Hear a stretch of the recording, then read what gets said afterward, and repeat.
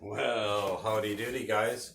It's an exciting day because I just went ahead and we harvested our first little bit of stuff from our garden, a couple of cabbages and a couple of broccolis, and everything else is just growing so rapid, it's great. But today I decided I'm going to take you guys and I'm going to show you how to make a really quick, easy sauerkraut that's really, really good for sandwiches and everything else because I'm a sauerkraut nut. I come from a German background. This is the same way my grandmother used to make it. So come on with me and I'll show you a few things that I've been doing and we'll make a few sauerkrauts together. All right, here we go. All right, we're gonna chop this up. And I think we might only need one.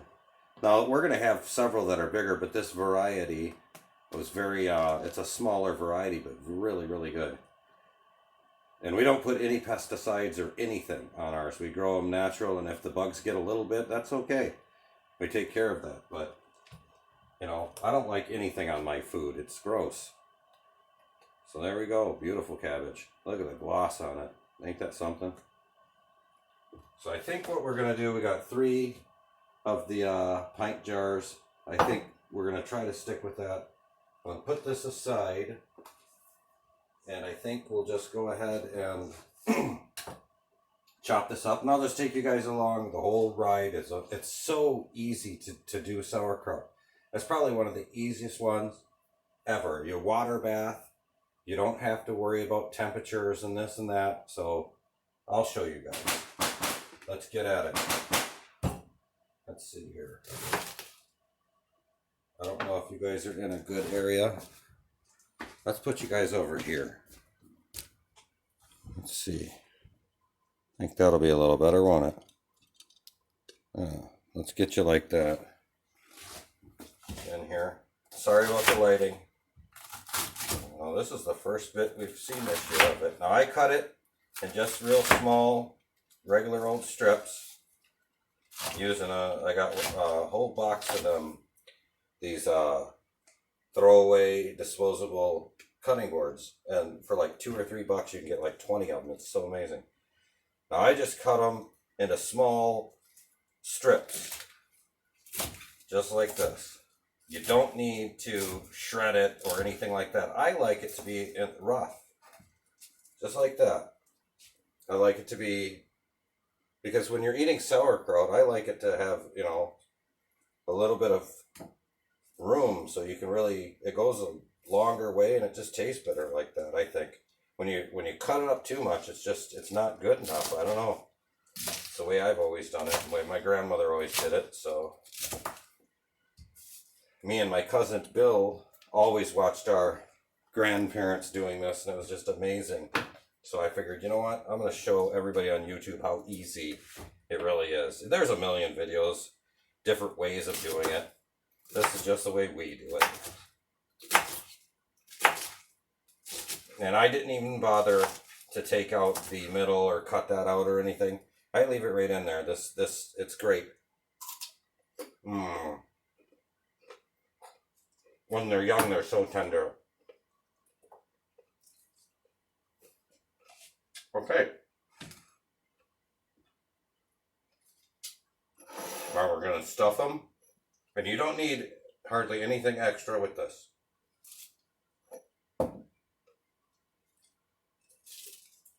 Like I said, just stuff her in here. Get them stuffed in here. Now you want to stuff them in there fairly good. Crush them down, not majorly, don't get nuts. You guys can kind of see. Get yourself a maximum amount in here. You want to have a good amount.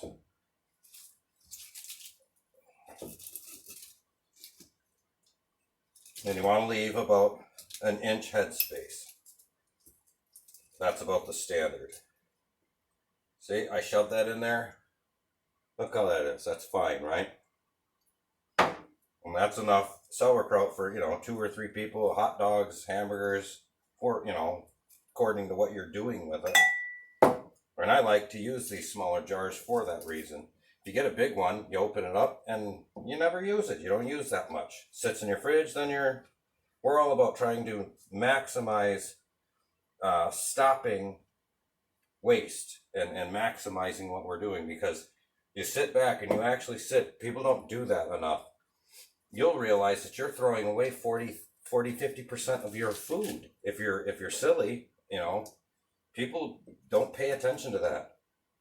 And believe me, times are coming where you're going to need to pay attention to it. So, better to practice conserving your food now. Not to get all preachy, but hey. Especially if you're growing your own. You're taking your time and you're growing this and doing all the things. You want to get every bit of value out of this you can, right? And see, I'm shoving it down, not seriously hard. I'm not getting nutso. Yeah, this is going to be just enough to make us 2 of them. And I could do 3. See, I knew that was going to happen, and now we don't have enough for the 3rd one. But I wanted to save one. But that's alright. I think I'll put half of this in here. And like I said, as long as you got, a half a little bit of head space in here, look at that. That's fine. Perfect. And I'll put the rest of this in this one. This one can handle a little bit more.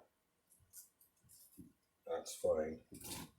Basically, as long as you're not packing it in there like crazy, There. We'll just keep those 2. Get these out of the way. All right. And I'm just going to munch on these little hearts because I love those. All right, we got, that's been sitting in water I microwaved. I got it to near boiling. You want those to sit in there for a few minutes so you get a proper seal, your lids with your bands, because that'll take to a better seal if you do this. Or Bart's. Okay. So this recipe is real simple, and it really is the best tasting recipe. Take you need teaspoons. Let me see. Can't see.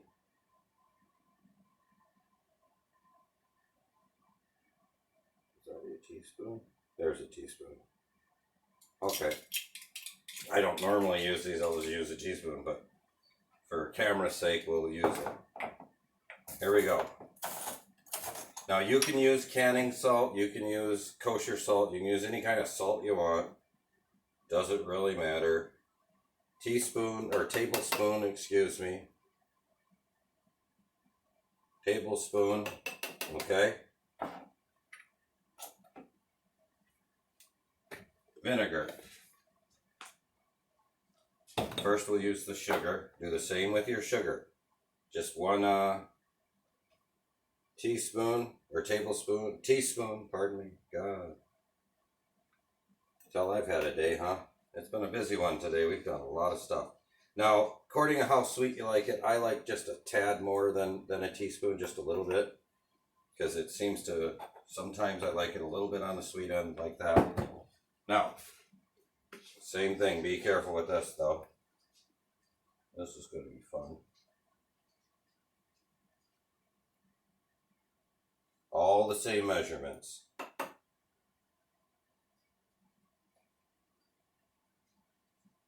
Now with the vinegar, I like a very potent, it's just according to your taste. 1 is acceptable with a teaspoon. But I like to put about 1.5.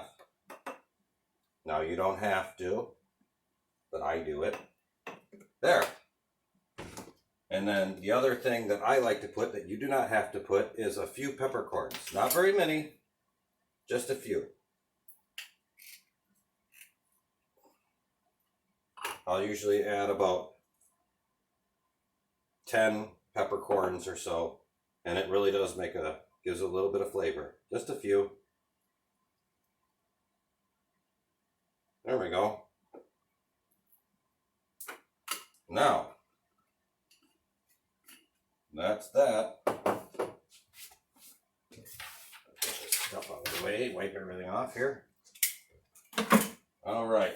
Like I said, this is a very impromptu video there. I didn't know what I was going to do today, but I figured, man, I better show them this one because I just love it. And it's our first harvest, so why not? Okay, so we got this done. So here we go. Now we got to get our water boiling. It's boiling right now. Here we go. You want to get a good boil on your water. Now this is where our canning's going to go, our water. But there you go. Nice hot water. And we'll add that to it. I'll show you. This is the next step. It's real easy. All right. Well, now we're going to go ahead and fill these up all the way. Okay? All the way. Grandma Alberta would kill me if she's seen how I'm doing this. She'd yell at me for something, I know that. Alright, here we go.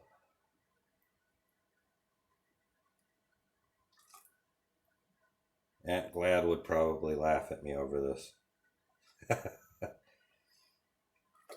I watch those ladies do so many things, it's just amazing. I always thought, well, you know, I'm going to give it a whirl, and here we go. I've done this, it's been about 15 years since I've done this, but I've done it before in the past, and this is the best recipe, like I said. Okay, the next step is to find something and poke in there, and you've got to you can use anything. Get that water out of there. Go right into the sides. See how I'm doing this? If you guys look, you'll see there's bubbles will come right out of here. Now that is important. Very important. Because if you don't do this, you got to get all the air out, or it's not going to be a very good seal and everything else. And that can cause problems. This is where people go wrong. If you don't take this step, figure, you don't need to. Yeah, you do. Yeah, you do. Just go around the sides. Get as much air as you can out. Won't hurt nothing. And then once you do this, fill up a little bit more water in there too. Now you see, there's no more air bubbles coming through here. There we go. Yep, that's pretty good. Yeah, look at all the air bubbles, guys. You see that popping up? There's just crazy amounts of air bubbles. Yeah, look, air bubbles like crazy.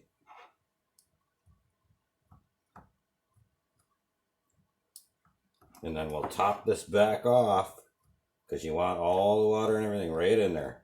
Look at that, air bubbles like crazy. You're not going to get all of them, so don't like freak or anything, but you want to get the good majority out. This is a really important step. I'd say the most important step, actually. This is going to be phenomenal. There we go. All right, now that water, you see how that sank right down in there? Now you'll fill that back up again, and we'll put a little more water to it.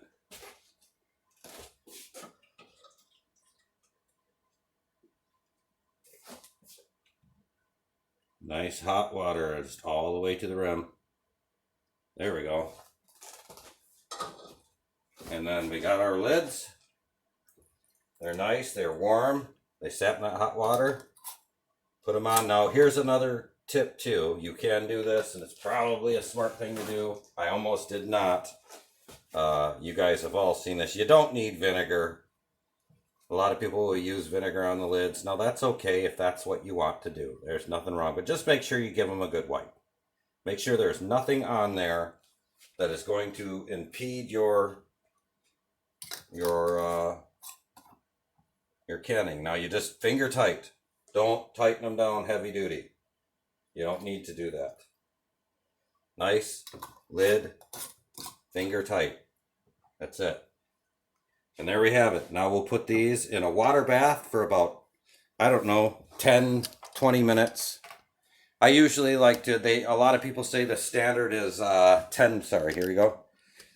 They say it's 10 minutes. I put them in for about 20 and pull them out, and then they're shelf stable. You can have that stuff for years, 2-3 years, whatever, you know. Another really cool thing, yeah, you don't have to worry, but it's the easiest canning in the world, man.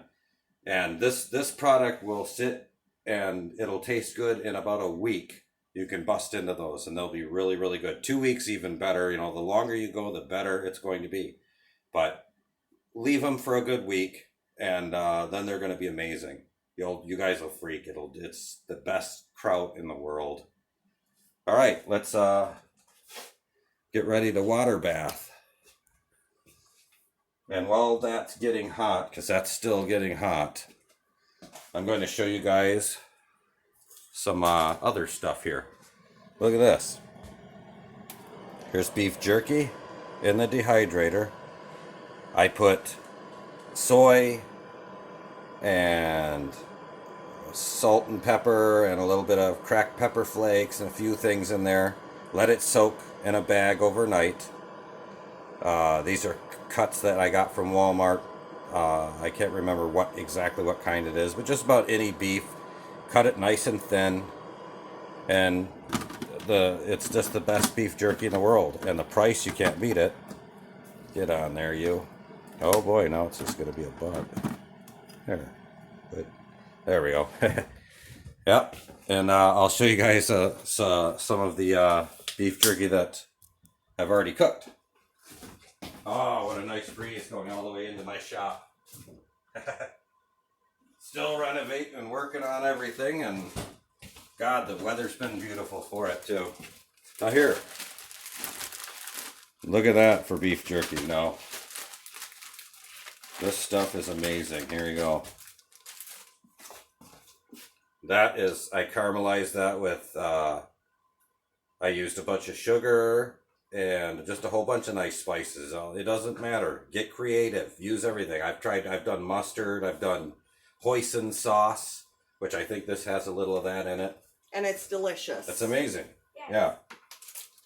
It tastes really, really good. And this is just, jalapenos. Look at that. Get creative with it. I dried them right in there with the beef. You can't beat that.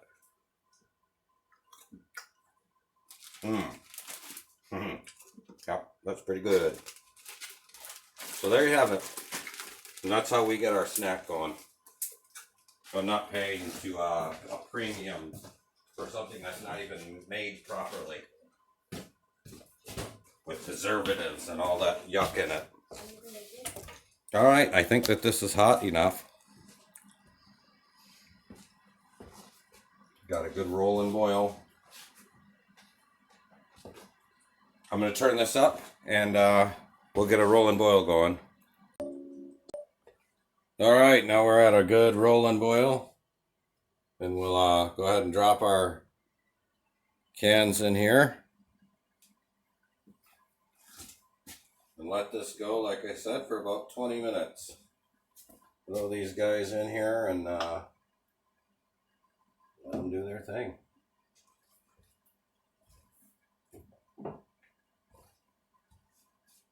All right.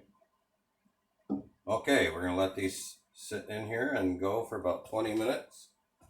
Pull them out, set them on the counter, and that'll be that. They'll be shelf-stable sauerkraut. All right.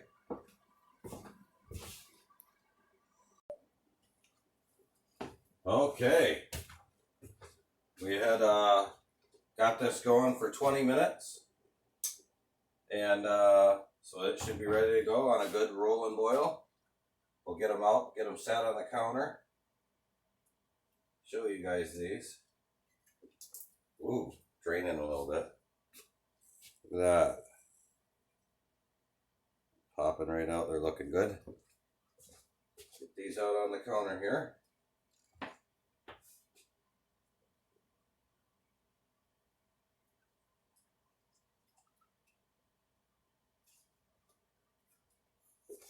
Okay. And there. And then I forgot to show you guys earlier that we got our first harvest of broccoli are starting to go. Look at that. Isn't that lovely? We're going to start working on that stuff next. They've already got some more shoots going, so we should get quite a bit. So yeah, tomorrow that'll be part of our lunch, I think. All right, that's a sauerkraut. It's just that simple. Give it a try, and you guys will probably love it, man, because it's, in my opinion, that's the best and easiest way to do it. So there you are. Have a good day. We'll see you guys later on the next video.